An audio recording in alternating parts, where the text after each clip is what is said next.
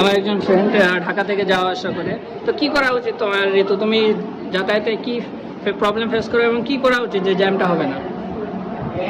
কি করবো, ধৈর্য ধরে বসে থাকতে হবে, আর কোনো উপায় নাই। আমি আপনাদের একটা জিনিস দেখাই। এই যে দেখতে পাচ্ছেন পুরো রাস্তা জ্যাম, মানে চারিদিকে। তো আমি আমার বাংলাদেশি ফ্রেন্ডের কাছে রিভিউ নেব যে এই প্রবলেমটা কি করলে প্রবলেমটা সলভ হয়। তো প্রথমে আমার রাজু, কোথায় যাচ্ছ? বলতেই হবে, একটা কিছু বলতে হবে। আচ্ছা, করা উচিত তুমি আর সরকারকে কি করা উচিত? যাও, দেখবা যে সব গাড়ি এমনি সরে যাবে। হ্যাঁ, মানে আমাদের ভলেন্টিয়ারি করতে বললো। অপি, কি করা উচিত? তুমি তো অনেক দূর জার্নি করে যাও, কি করা উচিত? তোমার আর রাজুর রাস্তা মানে আমাদের ভলেন্টিয়ার বানাতে চাই। আর কি করা উচিত? আসলে ট্রাফিক পুলিশরা তাদের নিয়ম কানুন ঠিক মতো মানছে না এখানে, ট্রাফিক পুলিশ আর আমাদের এখানে তো উল্টো ট্রাফিক পুলিশ নাই, তো এখানে জ্যাম সবসময় লেগে থাকে।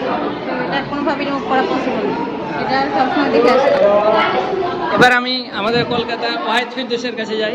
সিলেবাস আছে বাচ্চাদের ক্লাস 1 to 4, ওখানে একটা আলাদা করে চ্যাপ্টার বের করতে হবে। এটা কোনো সলিউশন হলো? হ্যাঁ, সলিউশন এভাবেই তো আর কি। আচ্ছা, যাই হোক, যে যেটা সলিউশন দেখ, আমি সবার কাছে অপিনিয়ন নিচ্ছি। এবার আমি সাদিয়ার কাছে যাই, সাদিয়ার ফ্রেন্ডের কাছে। সাদিয়ার বাড়ি রংপুর আর আমার বাড়ির পাশেই। তো যাই হোক, এই যে রাস্তায় এত জ্যাম হচ্ছে, কি করলে জ্যামটা কমবে? তোমার অপিনিয়ন কি? মানুষজন বাইরে যাওয়া বাদ দিয়ে দিবে। মানে বাইরে যাওয়াই বাদ না, অযথা বাইরে যাওয়া বাদ। আমি যেমন অযথা পরীক্ষা দিতে আসছি, যাই হোক, মানে সাদিয়ার কথা হলো অযথা বাইরে যাওয়া ঠিক না, প্রয়োজন হলে যাবে, তো জ্যামটা কমবে।